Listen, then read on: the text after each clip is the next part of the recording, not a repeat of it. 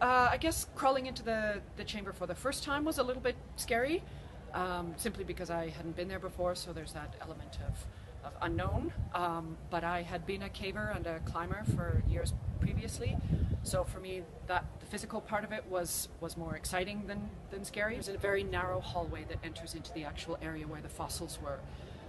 So going through that very narrow hallway the first time and sort of entering into this slightly larger chamber, obviously you're wearing a headlamp, and it was very, very exciting, but it was hard to get your head around it, because everywhere that I shone my headlamp, and I was the first scientist into the chamber, everywhere that I shone my headlamp I could see fragments of bone. So it was very obvious at that point that we were dealing with a lot of material, but even then we didn't realize that it was going to all be hominin and be as momentous as it has been. We considered the possibility that, you know, we didn't want to damage any material by walking on the surface there.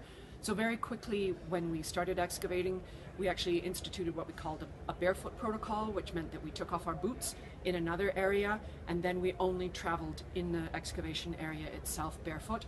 And that gave us both sort of the tactile feel on our feet to make sure that we weren't going to crush something, and just lightened the load a little.